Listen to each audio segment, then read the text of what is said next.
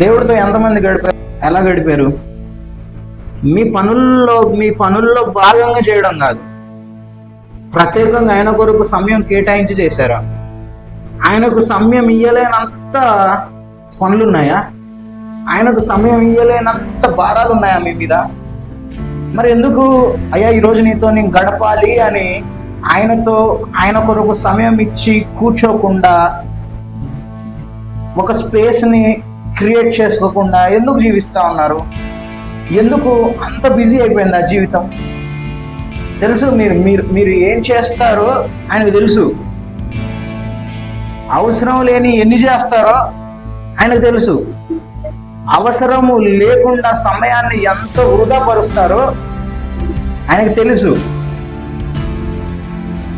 మళ్ళీ వచ్చి నేను దేవుడితో ఉండాలి, దేవుడితో గడపాలి అని అనుకుంటే ఏం లాభం? నీకున్న సమయాన్ని నువ్వు కరెక్ట్గా ప్లాన్ చేసుకొని, ఈరోజు నీతో గడపాలయ్యా, ఈరోజు నీతో మాట్లాడుకోవాలయ్యా, ఈరోజు నీ దగ్గర కూర్చోవాలయ్యా, ఈరోజు నీతో ఉండాలయ్యా, నేను ఈరోజు నువ్వు నాతో మాట్లాడయ్యా, నాకు రివీల్ చేయయ్యా అని ఆయన దగ్గర కూర్చొని సమయం ఇచ్చి ఆయనతో గడపలేనంత పరిస్థితి, అంత బిజీ స్కెడ్యూల్ అయితే నీకు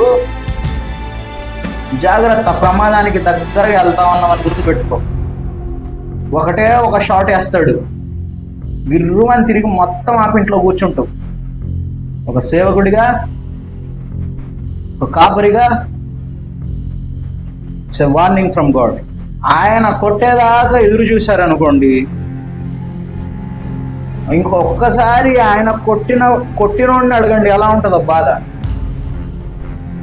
ఒక్కసారి ఆయన నిన్ను నలుపుతాడు, ఒకసారి నువ్వు ఆయనకు దగ్గర అవ్వాలని.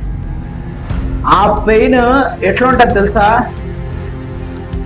జీర్ణించుకోలేదు, ఊహించుకోలేదు ఆ పెయిన్. వాటికి దగ్గరికి వెళ్ళిన వాళ్ళని అడగండి, ఇంకోసారి చచ్చినా ఆ రోజులు మాకు రావద్దయ్యా అని దండం పెడతారు దేవుణ్ణి. Don't be crazy with God. ఆయనతో ఆశమాష కాదు, ఆయనతో గడపకుండా, ఆయనకు సమయం ఇవ్వకుండా, ఆయనతో మాట్లాడకుండా ఏమంత చేస్తా ఉన్నాను? ఏమంత పెద్ద పనులు నీకు? ఆయనకు మించిన పనులా?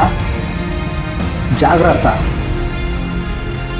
ఆయన ఇన్వాల్వ్ అయ్యేంత వరకు తెచ్చుకున్నావా? ఆయన సరి చెయ్యాలని అనుకున్నాడా నిన్ను?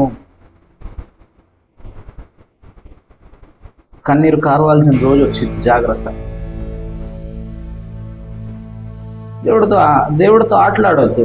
ఎందుకంటే ఆల్రెడీ నువ్వు ఆయన ప్రణాళికలు ఉన్నావు, ఆల్రెడీ ఆయన దగ్గరకు వచ్చావు. ఆయన బిడ్డగా, ఆయన అత్యంతంగా ప్రేమించు బిడ్డగా నువ్వు మారినావు అని నీకు అనిపిస్తున్నప్పుడు, నీ కాన్షియస్లో నీకున్నప్పుడు, ఆయన వార్నింగ్ కూడా, ఆయన దండించడం కూడా అలానే ఉంటుంది. ఎందుకంటే ఆయనను ప్రేమించు వారిని ఆయన ఏం చేస్తాడంట? గద్దించుతాడంట. ఆ రోజులు తెచ్చుకోకండి. ఒక టైం ఏర్పరచుకోండి దేవుడితో గడపడానికి.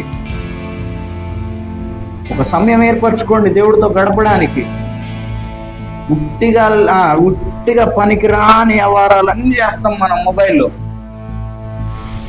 పనికి రాని కన్వర్జేషన్లు చేస్తాం మనం. పనికి రాని కాల్స్ మాట్లాడతాం. పనికి రాని ప్లానింగ్స్ చేస్తాం మనం. దేవుడికి నచ్చదు.